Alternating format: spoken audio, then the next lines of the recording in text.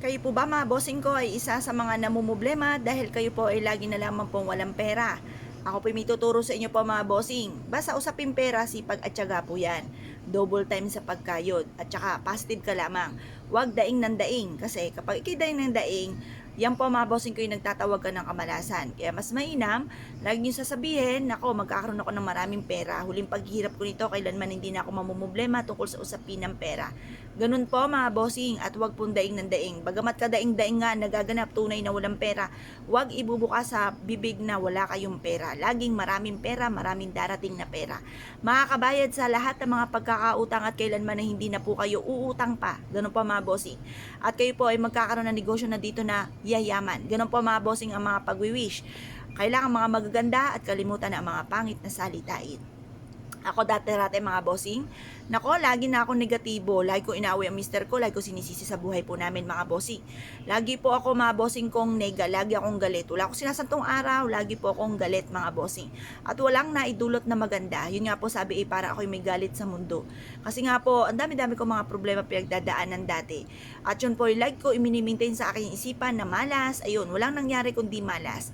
Kaya binago ko po ito. Ako po hindi nakakalimot magdasal tuwing umaga, lagi ako nagtatapon ng mga kamalasan, nagwi-wish pa ng mga magagandaan sinasabi. Bagamat paminsan ay nagagalit pero hindi mini-maintain sa puso't isipan ang galit. Isang bigla ang galit tapos na maya-maya makalipas lang ng ilang minuto, magkakape lang ako, titimplahan ako ng pamilya ko ng kape, okay na po ako mga bossing. Yung mga ganon kasi dati mini-maintain ko sa isipan ko, naku wala akong pakalam kahit magalit ka sa akin, yung mga ganyan mga bossing. Pero hindi naman pwede na ipiplease mo yung sarili mo. Basta pag ikaw po ay sa isipan mo hindi ka galit sa kanya, pag nakita mo siya, binati mo siya, wala kang sama ng loob, nasa inyo naman ang pagpapala. At huwag isipin ng isipin po yun, magiging okay din ang lahat. Ngayon pa mga bossing, kasi kaya ako sinasabi muna, kasi minsan hindi natalab yung mga kahilingan kapag po ang sitwasyon ay daing ka ng daing, hindi mo binabago sa inyong pag-uugali yung mga ganon. Kaya kailangan baguhin po natin.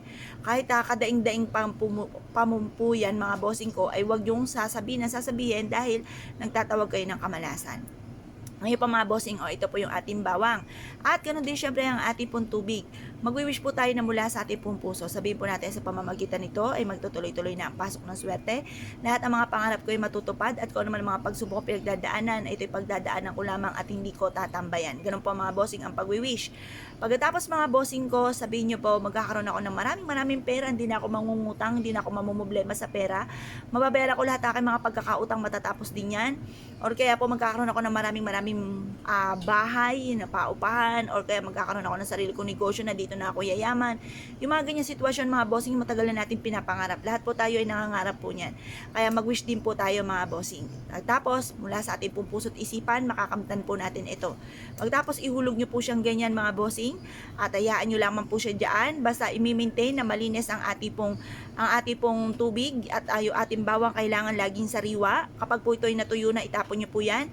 Kapag yung ating tubig naman ay parang madumi na, ang daming mga latak, itapon nyo rin po yan mga bossing at yan po ay makakatulong upang sa ganoon magtuloy-tuloy ang swerte po natin.